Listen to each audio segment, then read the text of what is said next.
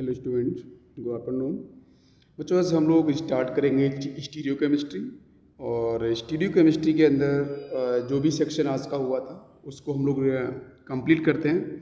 तो पहले तो थोड़ा सा मैं आपको बताता हूँ। यहाँ पे देखो लिखा है, if the plan does not work change the plan but never the goal. ठीक है, तो जब भी कोई प्लान हमारा वर्क नहीं करता है, जैसे अभी सिचुएशन चल रही है, अचानक से चीज़ें चेंज हुई हैं, तो इसके लिए मैंने मोटिवेशन के लिए यहाँ पे मैंने बताऊँगा मैं कि जो ऑलरेडी हमारा प्लान था वो परफेक्टली वर्क नहीं किया, थोड़ा सा अभी चेंज हुआ है।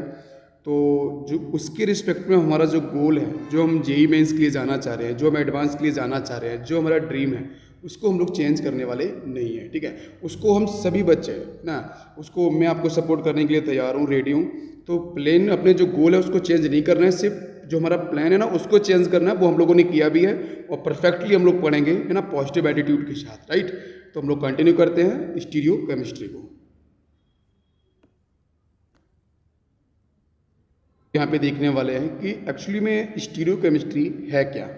ठीक है बच्चों, तो स्टीरियो केमिस्ट्री को अगर मैं समझूँ यहाँ पे, तो स्टीरियो केमिस्ट्री में हम लोग जो भी हमारे कंपाउंड्स हैं, ठीक है, उन कंपाउंड्स के अंदर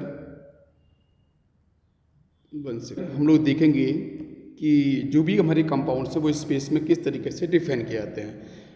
तो stereo chemistry basically 3 dimensional structure of A molecule.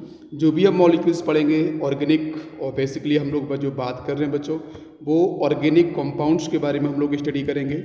तो ऑर्गेनिक कंपाउंड्स जो हमारे होंगे उनको हम 3 डायमेंशनल का मतलब ये है कि बेटा ये एक्स एक्सिस है, ये वाई एक्सिस है, ये जेड एक्सिस है। तो ये जो 3 डायमेंशनल आपको दिख रहा है, ये 3 डायमेंशनल के अंदर हम लोग लेंथ, ब्रीथ एंड हाइट जो हम जनरली बात करते हैं, तो हम मॉलिक्यूल्स में हम किस तरीके से 3D के अंदर, 3 डायमेंशनल स्ट्रक्चर के अंदर हम लोग क्या चेंज करेंगे, कैसे डिफाइन करेंगे, मॉलिक्यूल रोटेशन कैसे कराएंगे, तो उस सबको हम लोग कहाँ पे स्टडी करेंगे, स्टीरियो केमिस्ट्री के अंदर। बट क्वेश्चन अभी भी यही बना हुआ है कि how important is stereo chemistry. Stereo chemistry हमारी इंपॉर्टेंट क्यों है, उसको क्यों पढ़ना है। तो बच्चों उसको समझने के लिए देखो यहाँ पे लिखा है मैंने, starch and cellulose are 2 polymers. तो स्टार्च और सेलुलोज दोनों की क्या है बच्चों, दोनों आपस में आपके पॉलीमर्स हैं और एक ही फैमिली से बिलोंग करते हैं, मतलब ये बायोमोलिक्यूल्स है। और कार्बोहाइड्रेट आपके ये दोनों हैं इस फैमिली से बिलोंग करते हैं। Right, okay. तो सेकेंड पॉइंट है कि cellulose and starch both composite of 2 same repeating unit. Same repeating unit का मतलब यह है कि यहाँ पे इनका जो मॉलिक्यूलर फार्मूला है दोनों का, वो कैसा है, वो सेम है। तो मॉलिक्यूलर फार्मूला जो इनका है वो क्या है बच्चों, वो ये दे रखा है C6H10O5N। क्लियर। तो सेलुलोज और जो स्टार्च है वो आपके पॉलीमर्स हैं आपस में, और पॉलीमर्स हैं, पॉली का मतलब मैनी, मर्स का मतलब यूनिट। बहुत सारी रिपीटिंग यूनिट यहाँ पे आपको देखने को मिलेंगी, और वो जो रिपीटिंग यूनिट होंगी वो आपकी होंगी C6H10O5, और यहाँ पे स्मॉल एन जो नंबर है ना वो आपका 1 से अधिक होगा, मतलब 1 हो सकता है, 2 हो सकता है, 3 हो सकता है, अप टू इन्फिनिटी। तो यहाँ पे अगर मैं नंबर लेके आऊँगा, अगर मैं 2 पुट करूँगा तो आपको 2 यूनिट्स मिलेंगे, है ना, जिसको आप लोग डाइमर बोलेंगे। अगर 3 लेके आऊँगा तो trimer, then tetramer and so on. अगर आपके n नंबर ऑफ मॉलिक्यूल्स यहाँ पे होंगे C6H10O5 के, तो उसको बोलेंगे हम लोग पॉलीमर्स। ठीक है, तो सेलुलोज और स्टार्च इसके दोनों के मॉलिक्यूलर फार्मूले सेम हैं, ठीक है, बट 3 डायमेंशनल जो अरेंजमेंट है वो आपका डिफरेंट होता है। तो हम लोग एक्चुअली स्टीरियो केमिस्ट्री में यही तो पढ़ने वाले हैं बच्चों। स्टीरियो का मतलब स्पेस है, स्पेस के अंदर मॉलिक्यूल्स का अरेंजमेंट। तो 3 डायमेंशनल जो अरेंजमेंट है वो किस तरीके से आपका डिफरेंट होगा स्टार्च और सेलुलोज का, उसको हम लोग यहाँ पे देखने वाले हैं। यहाँ पे सेलुलोज के बारे में बात कर रहे हैं पहले, ठीक है। तो देखो ये स्ट्रक्चर आपके स्टार्च का है, ये आपका स्ट्रक्चर सेलुलोज का है। बहुत अच्छे से आप देख लो, समझ लो इसे।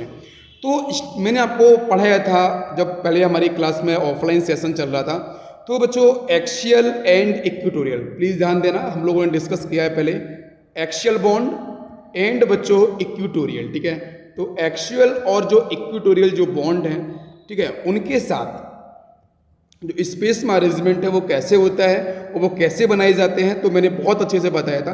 अभी आप यहाँ समझ लो स्टार्च जो आपको दिख रहा है उसमें दो यूनिट बेटा, एक तो यूनिट आपको ये दिख रही है और दूसरी यूनिट आपको ये दिख रही है, राइट।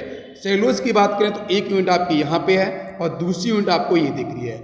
इन दोनों के बीच में अगर आप ध्यान से देख पा रहे हो तो यहाँ पे बच्चों क्या दिख रहा है, ऑक्सीजन दिख रहा है। ध्यान दो जरा, यहाँ पे बीच में क्या दिख रहा है, एक तो ये ऑक्सीजन दिख रहा है, यहाँ पे ऑक्सीजन आपका ये दिख रहा है। तो ये ऑक्सीजन दोनों ही मॉलिक्यूल्स को ज्वाइन किए हैं, अटैच किए हुए हैं। इसका फॉर्मूला क्या था बच्चों जरा बताओ, ये था आपका C6H10 C6H10O5 और यहाँ पे मैंने स्मॉल n लगाया हुआ था, क्लियर है। अब इसको मैंने n=2 पुट किया होगा, डेफिनेटली n=2 हमने 2 पुट किया होगा और 2 पुट करने के बाद स्टार्च और सेलुलोज दोनों के मॉलिक्यूलर फॉर्मूले डाइमर फॉर्म में निकल के आए होंगे और दोनों को मैं रिप्रेजेंट देखो कैसे करता हूँ, स्टार्च में कैसे बोलूंगा, सेलुलोज में कैसे बोलूंगा, दोनों का मॉलिक्यूलर फॉर्मूला सेम है। तो क्या देखना है कि जो ऑक्सीजन जो दोनों यूनिट्स को कनेक्ट किया हुआ है, स्टार्च के अंदर भी और सेलुलोज के अंदर ब्लू कलर से मैंने सर्कल किया है। तो स्टार्च के अंदर जो ऑक्सीजन अटैच है दो रिंग के साथ, तो एक तो बच्चों यहाँ पे मिल रहा है इक्वेटोरियल और एक मिल रहा है एक्सियल बॉन्ड। तो इक्वेटोरियल वाला कौन सा है बच्चों, जो यहाँ पे मैंने रेड कलर से ये जो रिप्रेजेंट कर रहा हूं मैं, this is equatorial and this is axial. I think मैंने बताया था कि बच्चों कोई भी स्ट्रक्चर है जिसमें अगर इस तरीके से बॉन्ड अगर आपको दिख रहे होते हैं, टॉप में इजी ट्रिक बताई थी टॉप टू बॉटम, या बच्चों जिसको हम लोग बोल सकते हैं वर्टिकली, तो वर्टिकली जो बॉन्ड दिख रहे थे वो आप पे कैसे होते हैं, एक्सियल, और इक्वेटोरियल मैंने बताए थे जो एक दूसरे के क्लोज आ रहे होते हैं उसको हम लोग बोलते हैं इक्वेटोरियल, ठीक है। और आप लोग मैंने बताया था कि क्लास के अंदर क्वेश्चंस कराए थे मैंने, जहां बताया था कि कौन सा कंपाउंड अधिक स्टेबल है कौन सा कंपाउंड स्टेबल नहीं है, वो साइक्लोहेक्सेन्स के बच्चों स्ट्रक्चर थे, अगर याद होगा आपको। तो देखो स्टार्च के अंदर एक क्या है आपका एक्सियल बॉन्ड है जो ऊपर से दिख रहा है नीचे की तरफ आते हुए, और एक बॉन्ड आपका इक्वेटोरियल है। But in case of cellulose आपको दिख रहा है कि दोनों के दोनों कैसे हैं, आपके इक्वेटोरियल हैं, कोई भी आपका वर्टिकली नहीं है, दोनों ही हॉरिजॉन्टली आपको दिख रहे हैं। तो यहाँ पे दोनों बॉन्ड आपके इक्वेटोरियल हैं। तो ये सब बॉन्ड का जो अरेंजमेंट है स्पेस के अंदर, दैट विल डिफाइन कि कौन सा सेलुलोज है कौन सा स्टार्च है। क्या मेरी बात समझ में आ रही है? बाकी दोनों के मॉलिक्यूलर फॉर्मूले तो आपको सेम ही दिख रहे हैं। Two major classes of isomers, बच्चों दो टाइप के हमारे यहाँ पे बेसिकली हम लोग आइसोमर्स देखते हैं। पहला मैंने आपको बताया था टू डायमेंशनल, ध्यान देना, ये क्या है बच्चों, टू डायमेंशनल आइसोमर है। तो टू डायमेंशनल जो हमारा आइसोमर है जिसको हम लोग कॉन्स्टिट्यूशनल आइसोमर भी बोलते हैं, ठीक है, स्टैटिस्टिकल आइसोमर्स भी बोलते हैं। तो उसको पहले हम लोग देखते हैं है क्या एक्चुअली में, ठीक है ना, ध्यान से सुनना बच्चों। तो पहला पॉइंट है कि differ in the way the atoms are connected to each other, ठीक है। जो भी एटम्स एक दूसरे से कनेक्टेड होते हैं वो वहाँ पे आपके डिफरेंट तरीके से अरेंज्ड होते हैं। जहाँ पे मैं थोड़ा सा आपको बताता हूँ, जैसे आपको मैंने एक एग्जांपल देता हूँ बच्चों, यहाँ पे ये 4 मॉलिक्यूल्स मैंने इस तरीके से दे दिए हैं, ठीक है। यहाँ पे मैंने लगा दिया सपोज OH, तो नंबरिंग करना तो 1 2 3 एंड 4, इसके साथ देखेंगे तो 1 2 3 एंड 4, OH को मैंने यहाँ लगा दिया। अभी नंबरिंग करेंगे तो 1 2 3 एंड 4, तो सेकंड पे आपका हाइड्रोक्सी है, यहाँ फर्स्ट पे हाइड्रोक्सी है, समझ में आ रहा है। तो मैं क्या बोल रहा हूँ, differ in the way the atoms are connected to each other. अभी ऑक्सीजन बेटा फर्स्ट कार्बन से अटैच था, यहाँ पे ऑक्सीजन आपके हाइड्रोक्सी का सेकंड कार्बन से अटैच है। तो जो अटैचमेंट होता है टू डायमेंशनल आइसोमर्स के अंदर, जो एटम्स का अरेंजमेंट होता है, जो कनेक्शन होता है, जो आपका एक दूसरे से कनेक्शन होता है, जो कनेक्टेड होते हैं, वो आपके डिफरेंट वे में अरेंज होते हैं, डिफरेंट वे में कनेक्टेड होते हैं। पहली चीज तो ये आप समझ लो, ये कहाँ देखने को मिलती है बच्चों, कॉन्स्टिट्यूशनल या टू डायमेंशनल आइसोमर्स के अंदर। 3D के अंदर ऐसा देखने को नहीं मिलेगा। सेकेंड पॉइंट, इनके आयोपेक नेम आपके डेफिनेटली डिफरेंट होंगे। आयोपेक नेम क्या होंगे बच्चों, डिफरेंट। आप एग्जांपल ले सकते हो, मैंने आपको पढ़ाया था टू डायमेंशनल आइसोमर्स के अंदर, अगर याद होगा पोजीशन आइसोमर्स पढ़ाया था, आपको चेन आइसोमर्स पढ़ाया था, फंक्शनल आइसोमर पढ़ाया था। तो चेन आइसोमर्स में क्या था, चेन डिफरेंट थी, बाकी सारी चीज़ें सेम हो रही थी।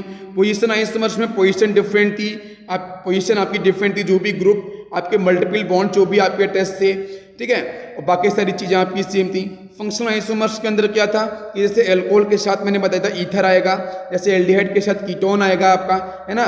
तो ये जो आपके सीक्वेंस से जो आइसोमर्स थे, वहाँ पे अगर आप आयोपेक नाम करके देखो फर्स्ट और सेकंड मॉलिक्यूल्स का, तो वो दोनों ही डिफरेंट मिलेगा। तीसरा पॉइंट, हम पढ़ रहे हैं टू डायमेंशनल आइसोमर्स के एक्सप्लेनेशन के बारे में, वो है क्या उसको हम समझते हैं। हैव सेम और different functional group. Functional group आपका सेम भी हो सकता है, अगर बच्चों सेम फंक्शनल ग्रुप होगा तो कौन सा बनेगा, तो आपका वहाँ पे चेन आइसोमर्स बन सकता है, पोजीशन आइसोमर्स बन सकता है। बट अगर मैं बात करूं कि अगर अल्कोहल के साथ ईथर आ गया तो वो आइसोमर्स तो है, फंक्शनल आइसोमर है, लेकिन वहां पे उन दोनों का फंक्शनल ग्रुप क्या है, डिफरेंट है। इसलिए मैंने बोला है कि फंक्शनल ग्रुप 2 डायमेंशनल आइसोमर तो सेम हो सकते हैं या डिफरेंट हो सकते हैं। फोर्थ पॉइंट है have different physical properties. Physical properties कैसी होंगी आपकी, डिफरेंट होंगी। अगर फिजिकल प्रॉपर्टीज डिफरेंट होती हैं 2 डायमेंशनल आइसोमर्स की, तो उनको हम लोग बच्चों फिजिकल टेक्निक से हम लोग सेपरेट आउट कर सकते हैं, जिसका नाम है डिस्टिलेशन। और डिस्टिलेशन के बारे में मैंने आपको ग्रुप पे भेजा हुआ है, आप एक बार उसे देख लेना, ठीक है। डिस्टिलेशन इज, मैं फिर भी बताता हूँ, distillation is basically based upon, बताओ बच्चों किस पे बेस्ड करता है, डिस्टिलेशन आपका बेस्ड करता है बॉइलिंग पॉइंट पे। किस पे बेस करता है, बॉइलिंग पॉइंट पे। तो अगर दो मॉलिक्यूल्स हैं, दोनों का बॉइलिंग पॉइंट डिफरेंट है, मतलब फिजिकल प्रॉपर्टी डिफरेंट है, तो उसको अगर मैं सेपरेट आउट कर सकता हूं दोनों को, तो फिजिकल टेक्निक होगी हमारे पास, जिसका नाम होगा डिस्टिलेशन। फिर नेक्स्ट पॉइंट के बारे में बात करते हैं, fifth point have different chemical properties. Chemical properties भी क्या होंगी बच्चों, आपकी डिफरेंट होंगी। अगर ये पांचों कंडीशन अगर आपकी मैच कर जाते हैं, तो हम डेफिनेटली बोलेंगे बच्चों कि वो आपका 2 डायमेंशनल आइसोमर्स है, या कॉन्स्टिट्यूशनल आइसोमर हम उसको डेफिनेटली बोलेंगे। एग्जाम्पल, और आई थिंक आपको एग्जाम्पल्स क्लियर समझ में आ जाएंगे, ठीक है। तो बच्चों एग्जाम्पल देखते हैं हम लोग कॉन्स्टिट्यूशनल आइसोमर्स के, या आपकी 2 डायमेंशनल आइसोमर्स हैं, ठीक है। जिसमें फर्स्ट एग्जाम्पल देखते हैं, ये फर्स्ट मॉलिक्यूल है, ये आपका सेकेंड मॉलिक्यूल है।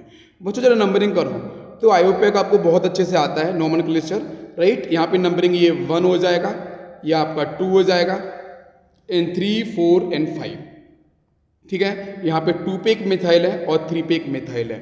जरा यहाँ पे करके देखो 1, 2, यहाँ पे 2 पे मिथाइल है और 4 पे मिथाइल है। बात समझ में आ रही है। तो इसमें क्या है, पोजीशंस आपकी डिफरेंट है। चेन तो बच्चों कितनी है, 1 2 3 4 5, 1 2 3 4 5, चेन आपकी सेम है, चेन सेम है, बट पोजीशन डिफरेंट है आपके मिथाइल ग्रुप की। और जो मिथाइल ग्रुप दोनों ही आपके सेम भी होने चाहिए, ठीक है। तो अगर पोजीशन डिफरेंट है तो मैं इसे बोलूंगा पोजिशनल आइसोमर्स। बताओ बच्चों समझ में आ रही है। तो this is called positional isomers. जो बाकी मैंने 5 कंडीशन बताई थी ना, वो पांचों की पांचों कंडीशन आपकी यहाँ पे बिल्कुल सेटिस्फाइड करेंगी। नेक्स्ट है आपका एग्जाम्पल ये वाला, यहाँ पे मैंने एसीटोन दिया है और बाकी मैंने दिया है प्रोपियोन एल्डिहाइड करके मैंने लिखा है, राइट। ये आपका यहाँ पे एल्डिहाइड दे रखा है, आपको दिख रहा होगा। नंबरिंग बच्चों कहाँ होगी, फंक्शनल ग्रुप से होगी। तो ये 1, ये 2, ये 3, यहाँ देखो तो आपका ये 1, ये 2, ये 3। तो हम लोग बेसिकली इसे कॉमन नेम से बता यूज करते हैं एसीटोन। एसिड का मतलब होता है 2 कार्बन, ठीक है। तो ये ईटोन है, ये एल्डिहाइड है। दोनों का आप मॉलिक्यूलर फॉर्मूला निकालो बच्चों, सेम आएगा, दोनों का मॉलिक्यूलर फॉर्मूला सेम आएगा। और एज वेल एज अगर आप चेक करो तो यहाँ पे ड्यू, तो दोनों का ड्यू भी बनाएगा, बिकॉज 1 डबल बॉन्ड यहाँ है और 1 डबल बॉन्ड यहाँ है। ड्यू भी सेम, मॉलिक्यूलर फॉर्मूला भी सेम, मतलब आइसोमर्स हैं। बट कौन से आइसोमर्स हैं, तो दोनों में बच्चों क्या डिफरेंस दिख रहा है, एक कीटोन है, एक एल्डिहाइड है। तो डेफिनेटली बच्चों ये फंक्शनल आइसोमर्स आपको देखने को मिलेंगे। नाउ कम्स नेक्स्ट एग्जांपल, ये आपका एथनॉल है, ये आपका डाईमिथाइल ईथर है। तो देखो दोनों को आप अगर देखो तो दोनों का जो मॉलिक्यूलर फॉर्मूला है ना बच्चों, वो सेम आएगा। दोनों का जो मॉलिक्यूलर फॉर्मूला होगा वो आपका सेम आएगा। दोनों का ड्यू 0, कोई डबल बॉन्ड नहीं है, कोई रिंग नहीं है। बाकी यहाँ पे ये एल्कोहल है, ये आपका ईथर है। तो हम क्या बोल सकते हैं, this is also functional isomers. Clear है। ओके, नेक्स्ट हम लोग बात करेंगे, ये पेंटेन दे रखा है, ये आइसोपेंटेन दे रखा है। नंबरिंग करते हैं बच्चों, तो यहाँ पे क्या होगा 1 2 3 4 एंड 5। यहाँ नंबरिंग करते हैं अपन, तो ये 1 हो जाएगा, ये 2 हो जाएगा, जहाँ से ब्रांचिंग है उधर से करेंगे 1 2 3 एंड 4। यहाँ पे 2 पे मिथाइल लगा है। यहाँ पे बच्चों चेन कितने की है, 5 की चेन है। यहाँ पे चेन कितनी है, 4 की चेन है। तो चेन आपकी डिफरेंट, तो answer will be chain isomers. बात समझ में आ रही है। तो these are the basic some example of the 2 dimensional isomers. Okay, इसके बाद हम लोग बात करेंगे स्टीरियो आइसोमर्स। तो आई होप आपको 2 डायमेंशनल आइसोमर्स के बारे में समझ आ गया होगा, है ना। वो प्रॉपर्टीज़ आपको ध्यान रखनी है, एग्जांपल्स मैंने आपको बताई दिए हैं। अब आते हैं स्टीरियो आइसोमर्स पे। तो स्टीरियो आइसोमर्स के अंदर बच्चों हम लोग 3D फॉर्म को लेते हैं। तो ये जो है ना, दिस इज कॉल्ड डैश, इसको हम लोग बोलते हैं डैश। और ये जो बेटा मैंने डार्क बनाया ना, this is called base. This is base for dash का मतलब होता है डाउन दी प्लेन, प्लेन के नीचे। जैसे यहाँ पे देखो आप, ये जो ब्रोमीन यहाँ पे अटैच है ना, ये आपकी डैश से अटैच है। तो मतलब इस कार्बन से जो ब्रोमीन अटैच होगा ना बेटा, वो आपका क्या होगा, प्लेन के नीचे की तरफ होगा, ठीक है। मतलब एक ये कार्बन, दूसरा कार्बन, तीसरा और ये फोर्थ, ये चारों कार्बन मान के चलो टेबल के ऊपर है, सपोज कॉपी के ऊपर है, ठीक है। ये ब्रोमीन कहाँ होगा बच्चों? प्लेन के नीचे होगा।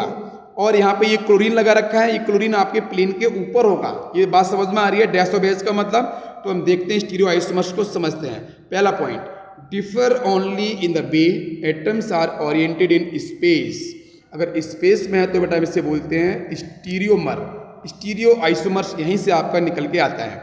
नेक्स्ट पॉइंट, स्टीरियो आइसोमर्स है आइडेंटिकल आयोपेक। वहाँ पे आयोपेक नेम बच्चों डिफरेंट था। कहाँ पे? आपके 2 डायमेंशनल आइसोमर में है ना, कॉन्स्टिट्यूशनल आइसोमर में। लेकिन स्टीरियो आइसोमर्स के अंदर आयोपेक नेम कैसा होगा आपका? सेम होगा, आइडेंटिकल होगा। बट क्या? Except for the prefix like cis and trans.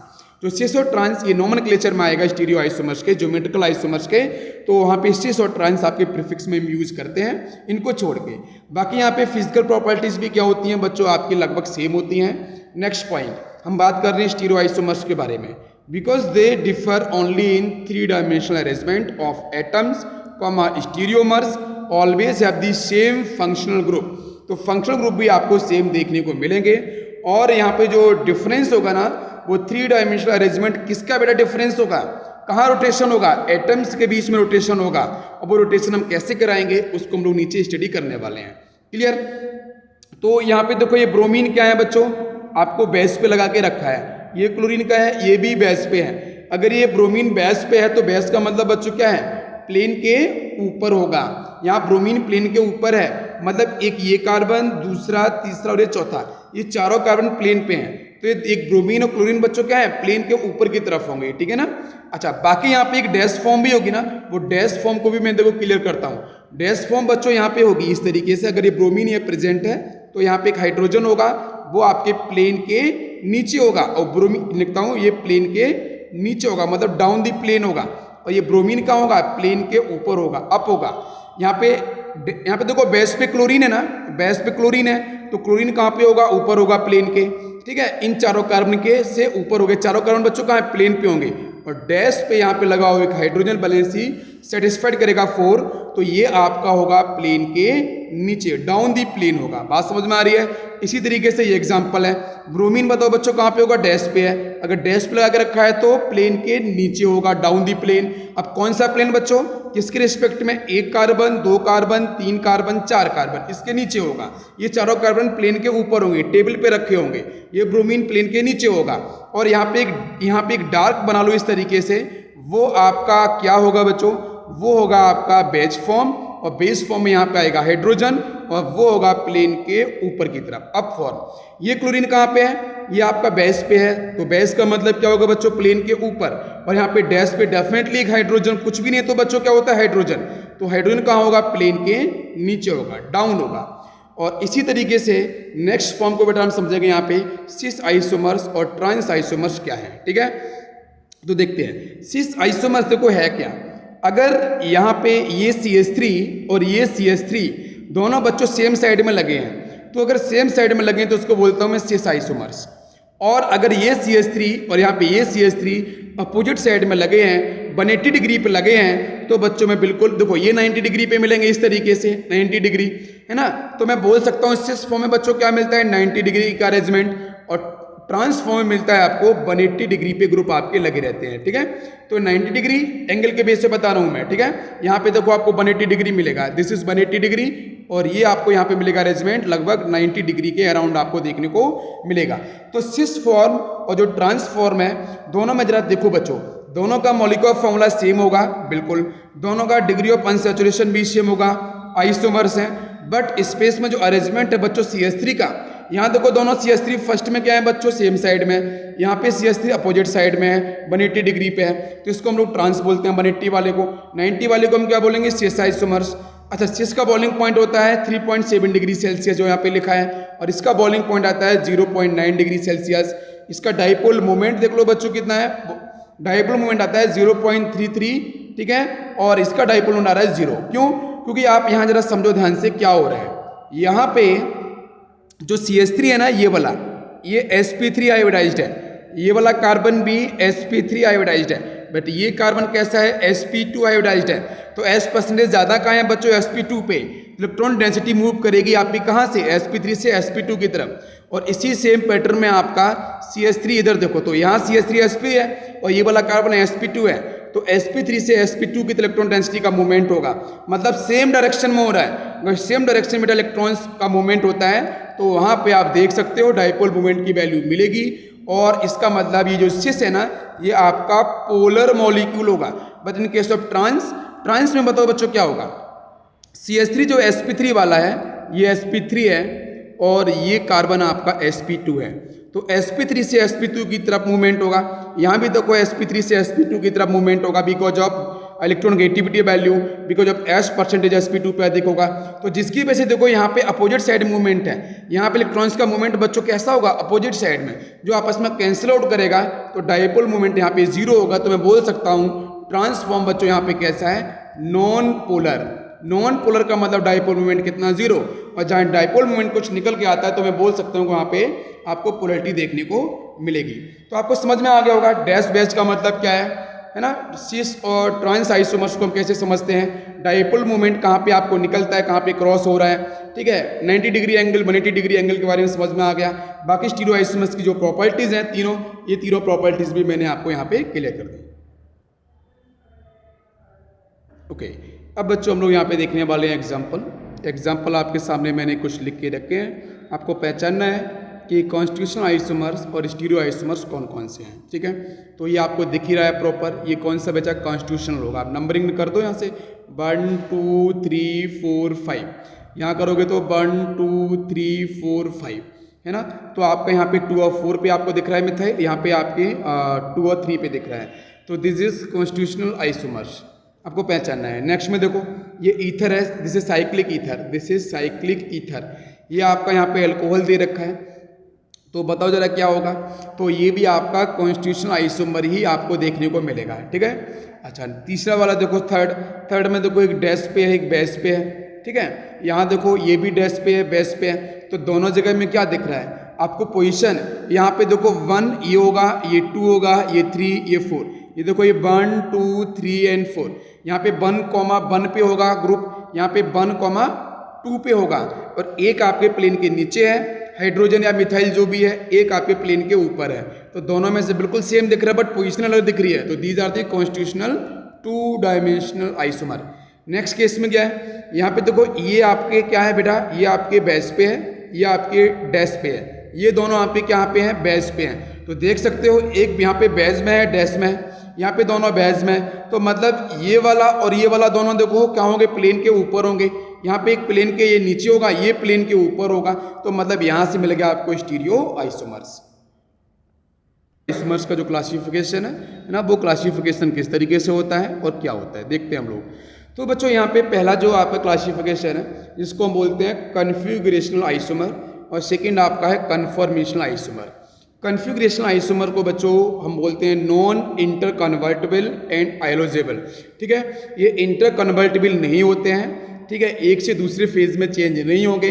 But conformers isomers बच्चों एट रूम टेम्परेचर ईजिली एक फॉर्म से दूसरी फॉर्म में क्या होते हैं, इंटर कन्वर्ट होते रहते हैं because of sigma bond. Sigma bond को बेटा एनर्जी बहुत कम चाहिए, 5 किलो जूल पर मोल एनर्जी चाहिए, रूम टेम्परेचर पे होती है 25 किलो जूल पर मोल एनर्जी। तो इसलिए सिग्मा बॉन्ड के अक्रॉस क्या होता है, रोटेशन होता रहता है। जैसे यहाँ पे देख लो एग्जांपल, आप ये आपको मैंने यहाँ पे दे दिया मॉलिक्यूल, ठीक है। तो ये सिग्मा आपका घूमता रहेगा, तो बहुत सारे मतलब इन्फिनिटी आपके यहाँ पे कन्फॉर्मर्स देखने को मिलते रहेंगे। तो इसलिए मैंने बोला है ये इंटर कन्वर्टेबल होते हैं, और एक आपका कन्फॉर्मर दूसरे कन्फॉर्मर से आप अलग नहीं कर सकते हो। तो लिखा है नॉन आयोनाइजेबल।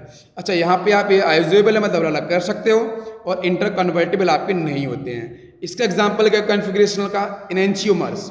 एनेंशियोमर्स का मतलब ऑप्टिकली ओनली।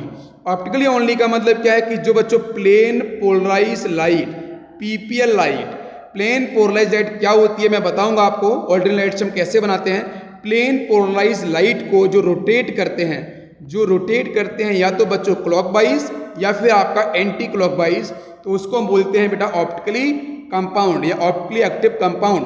तो एनेंशियोमर्स इसकी पहली कैटेगरी है कन्फिगरेशनल की। सेकेंड कैटेगरी आती है डायस्टीरियोमर्स। डायस्टीरियोमर्स बच्चों मिलते हैं 2 पार्ट में, एक तो ऑप्टिकल और दूसरे मिलते हैं आपके ज्योमेट्रिकल, ठीक है। तो अब इसको हम लोग पढ़ते हैं नेक्स्ट पॉइंट पे। ओके, नेक्स्ट हम बताएंगे कन्फॉर्मर्स के बारे में, ठीक है। तो कन्फॉर्मर्स को थोड़ा हम समझ लेते हैं। वैसे मैंने एग्जांपल अभी आपको दिया था, ठीक है। तो कन्फॉर्मर्स मैंने एग्जांपल लिख लिया एथेन मॉलिक्यूल का। तो एथेन मॉलिक्यूल में आप देख सकते हो इसमें बीच में सिंगल बॉन्ड होगा, ये सिग्मा बॉन्ड होगा, इसके अक्रॉस बच्चों यहाँ पे रोटेशन होता रहेगा। बहुत सारे मॉलिक्यूल्स आपको देखने को मिलते रहेंगे।